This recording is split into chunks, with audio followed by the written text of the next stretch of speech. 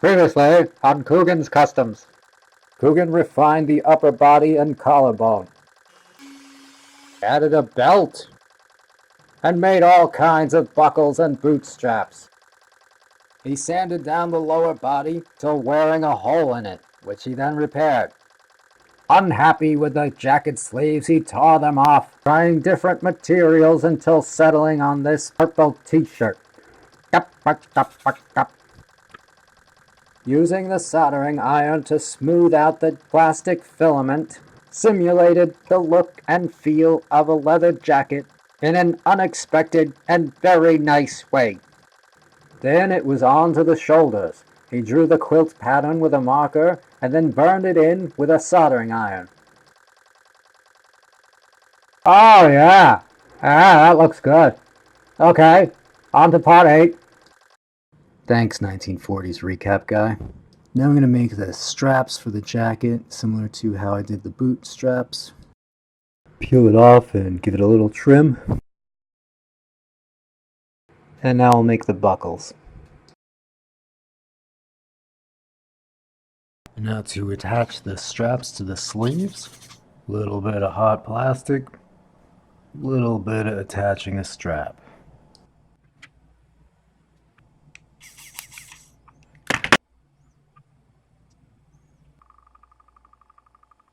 Gotta give this strap a little trim, a little more hot plastic to get it really stuck on.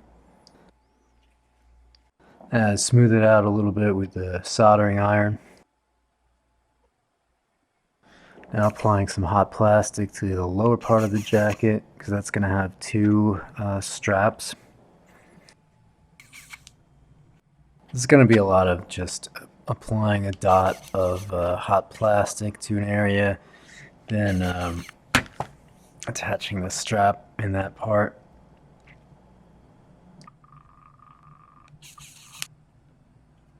Now I'm going over the edges where it touches the jacket with the soldering iron, just to make sure it's really attached. Now I'll attach the buckles.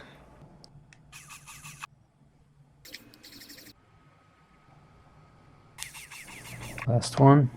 Okay, now the pockets. So just put some blobs down on this flat surface, flatten them out with my finger, and doesn't really matter what the shape is because I'm cutting it with the scissors. Dot of hot plastic, attach, and smooth out with the soldering iron.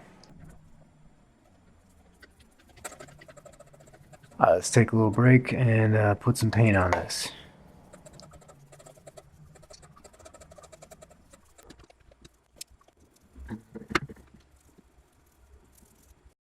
Now the jacket, I like to put down some black first, that way it gets into all the little cracks, and then I'll go over it with purple.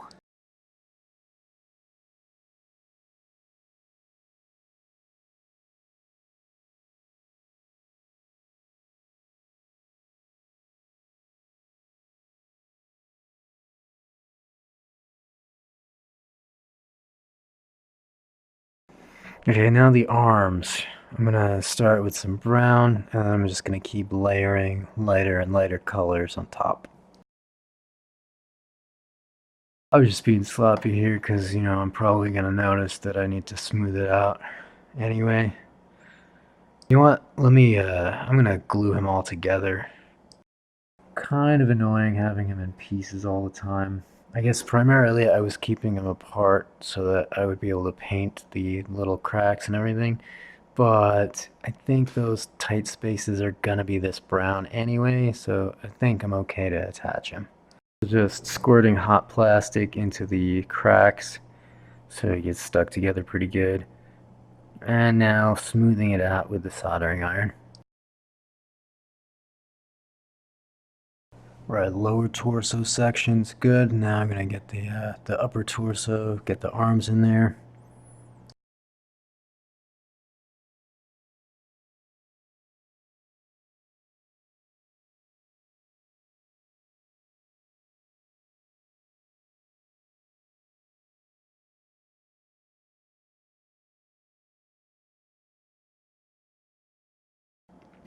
Oh, that's good. Now I'm gonna cut his head off and lengthen his neck just a little bit.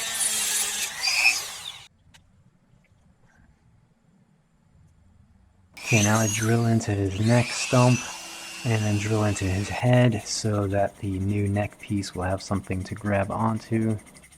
And so I start by pouring the plastic into the crack in the upper part of his torso, and then start building up the neck. I'm just holding the head in place above the neck while it's still kind of molten. When it cools, it'll be stiff, and then I'll be able to surround it with a little more plastic.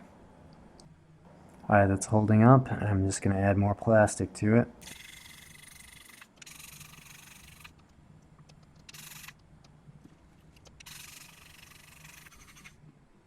And then I smooth out some more with the soldering iron.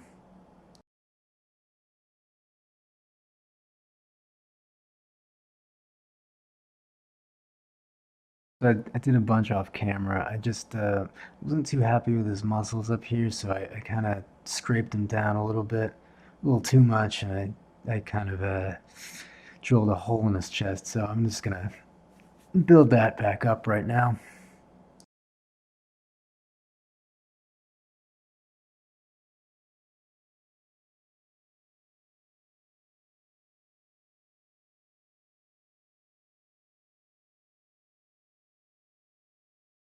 All right, let's put the paint back on him, see how it looks. So to start with brown, and then a little bit lighter color. Alright, I'm gonna say goodbye early here because the rest of the video is just me adding lighter and lighter flesh tones to finish that. So for next time, I think I'm gonna try to finish his gun, and I want to get a good start on those tattoos finally. So thanks for watching, and I'll see you soon.